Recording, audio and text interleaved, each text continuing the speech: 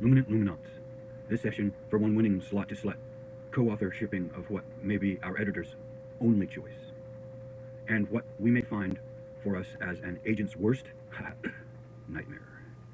So saddle up, silly, and wrap the reins with an affirmative grip of your mind held, and hold on to the saddle with the horn provided, as it is, ready to be blown.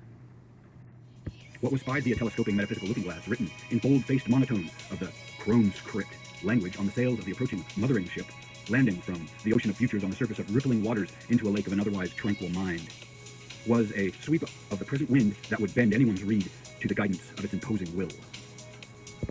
Quote, the tablecloth, the dinner she was attending, was something she had never seen before. It was in the weave. Each place setting at the 8-person dining room table was loomed into what had been woven, and each place setting was definitively alternative to the other. When she asked about these differences, the host had a historical account of how it had been passed down through generations and generations of their family, whom had originally acquired it as a gift from their live-in maitre d' at the time. And there was more.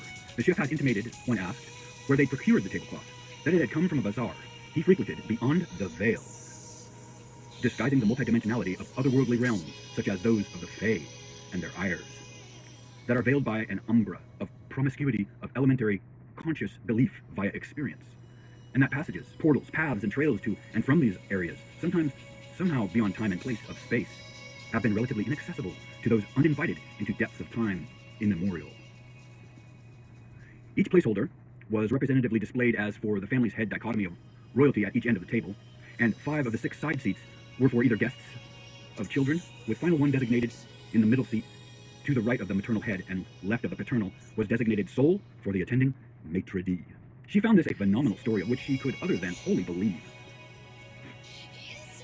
And with this inspiration of envy that had fired up, came a seemingly insatiable drive to learn more, save her hosts had brushed it off as pure embellishment that had layered on to entertain family legacy by tying to folk tales. This was the initiation into the story that subsequently wove itself into the fabric of her furthering experience. The rest of the dinner party was rather bland until the eldest son